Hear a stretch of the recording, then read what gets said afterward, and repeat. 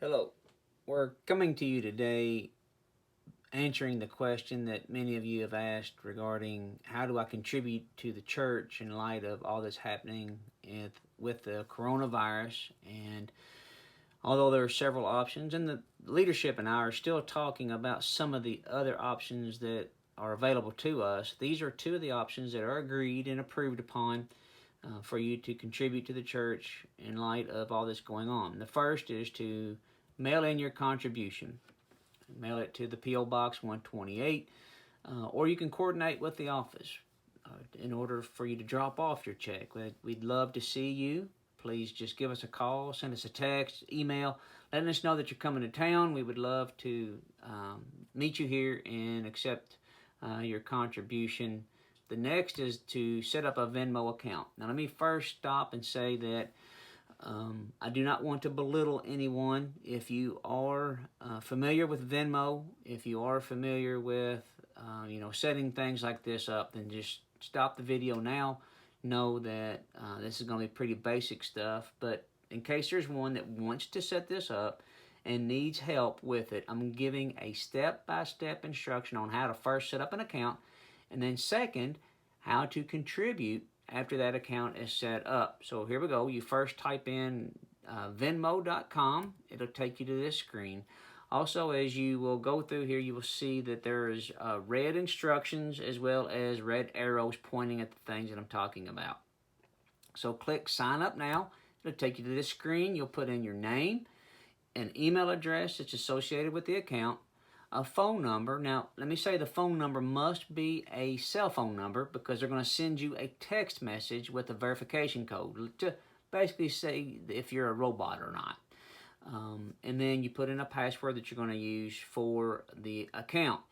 These two boxes over here, you want to make sure both of those are checked, which means this sign up box will then be available to you to click. Once you signed up, boom, here you are. You have set up an account with Venmo. From here, you see there's three options for you to ask any questions or to read the frequently asked questions that you may have. If you feel like you're comfortable, you really want to continue on moving, then you just click that done button. Now, again, you've already set up your account. You have an account with them, but you're not able to give any money yet because you haven't filled out any bank information. So as you see here up in the top right, you've got your name, which is associated with the account, but down here you have a get ready to pay. Now this is where you're going to put in all your financial stuff. So click that get ready to pay. This box will show up. It's asking for a debit or credit card. Let me first say you do not have to put in a debit or credit card if you do not want to. You can simply hit this cancel button down at the bottom left. If you do want to put a card in, let me help you with, if you put in a credit card, there is a 3% fee that applies to every transaction if you use a credit card. So just know that up front. But if you put in a debit card, there are no 3% fees applied. It's just like taking it right out of the bank. As you would probably already know, I'm going to move on. So add the card if you want to or not. After you've filled out the information, it'll tell you if it is a credit card. It'll remind you that there is a 3% fee. If it's a debit card, you won't see that. You can also down here say don't add card. But if you choose to continue on, the next thing you're going to see is this box here. In this box, they didn't make it big enough for whatever reason, but you'll have to scroll up. Once you scroll up, you will see that you'll need to make sure that box is checked, and then you hit agree and save settings. From there, it's going to bring you to this. Now, there's instant verification and manual verification. If you bank at a bigger bank like a Fifth Third or something along those lines, you can click this instant verification, fill out the information that they're asking, and you'll basically be within a few hours be up and running using your Venmo account. But if you bank like at United Citizens here in town, you'll need to use manual verification, which takes 2 to 3 days for you to be verified before you can actually start using the app. From here, once you click on manual verification, it'll take you to this box. Instant will take you here as well. So make your selection. It comes to this box. You put in your routing number and account number. If you need help with which one is which, you click on these help buttons here, and it will literally pop up a picture of a check with the number that they're looking for circled. After you fill those out, you hit save and continue. Again, this box pops up again. It's not big enough. You must scroll up again.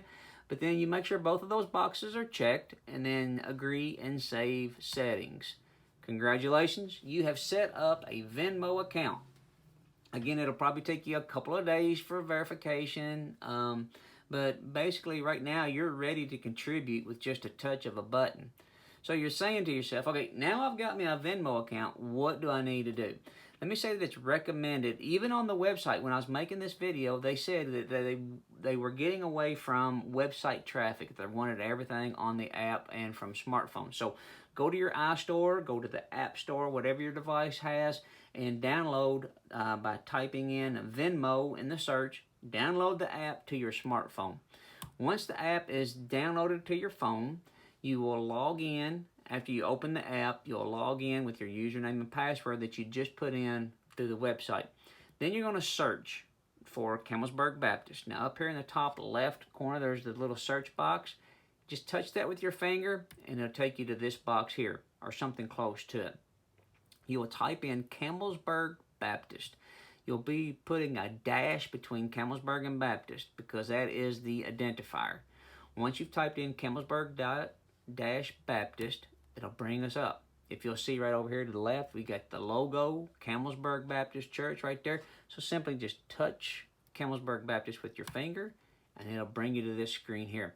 From here, you can just put in the amount that you want to give, how much, put in the amount you want to give, and if you want to designate those funds. Once you're satisfied with all that, hit that pay button with your finger, and it'll take you to this screen right here. And again, it'll show you everything you just did. Actually give the account. If you've got a debit card, credit card, and possibly your checking account information all in there at one time, you can hit this arrow over here, and it'll allow you to select which account you want that to come out of. Once you're satisfied with everything, you hit this green, touch that little bar there that's green, telling you that you're paying Campbellsburg Baptist a set amount of money. Okay, so let me pause here for just a quick second. It only happened once out of the several attempts I made in testing this to make sure that it worked right. There was a time that it asked for some kind of verification code. What it is 0092. So you got to put in and hit confirm. Again, it only happened once, but if you get this screen, again, it's 0092. Then it comes to this screen. And even if you don't get that, once you hit this green bar down here, if you don't get this screen, it goes right here. You paid Campbellsburg Baptist set amount for said thing. Boom, you're done. Congratulations, you successfully contributed your tithe to Campbellsburg Baptist Church. Now, you can do this as much as you like without any charges to the church. In fact, if you do this, unless you use a credit card, there are no fees to anyone. It's just transferring money from one location to another without having to leave your home or go to the bank or anything else. So, I hope this was helpful. I hope that it provides you another means in which you can contribute continually to the church. And if there's any help with anything, be sure and let us know. We do miss you. We hope things are going well, and we'll continue being in touch with you here in the near future. Blessings.